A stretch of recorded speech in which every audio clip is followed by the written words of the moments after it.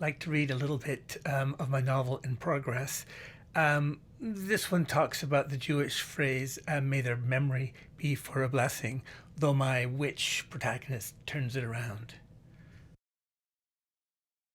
They die, and then, if the family has anything shiny like a mirror or a heart, they must shroud it in cloth.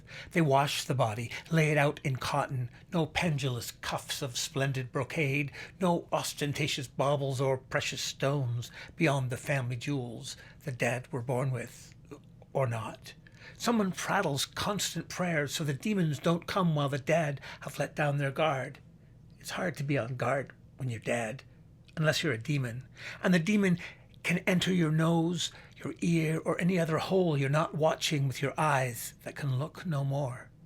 So prayers are needed, a devotional shawl of words to protect the vulnerable sally ports. Everyone says, may their memory be for a blessing. They're dead now, and so you are to forget the fisted out teeth, the aubergine eye, the ale foamed epithets, the trammelling you with their agitated beanpole pointing to the horizon, or, if really enthusiastic, the sky. The years of bitter muttering, the torpid Jacobed near hibernation, the noontime early to rise workday, the not seeing beyond their own corpulent windbaggery and the solipsistic coronation of all that is their self-appointed self. My Harold? Mine? Rather, I was his, or so he thought, and thus treated me as less than a horse. Though if he could have had me fitted with bridle and saddle, and not have me hoof in his butter-pale face, kicking his nose right through his head and out the barn door like a double-barreled snot-crusted goose, he would have.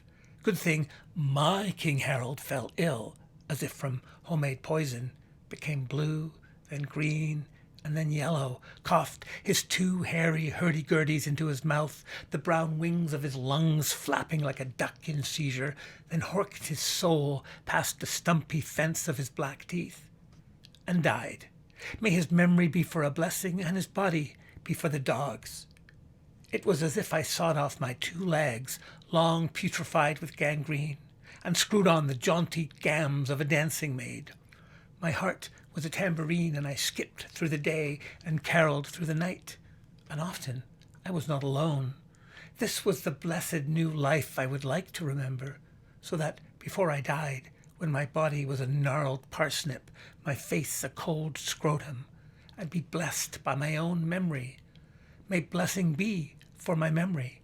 May I be remembered for such self-blessing, for how I sprung round the blessed maypole of my life in jingling delight, the round dance of the hours burnished with affection and friendship, with usefulness, for how I spent the endless golden hours in golden hayricks, my legs wrapped around the quaking hips of a joyful other, as we twitched and sang and gasped into each other. And Harold, my Harold, mouldered glumly in his grave, along with his mouldering suppositions about what makes a good wife.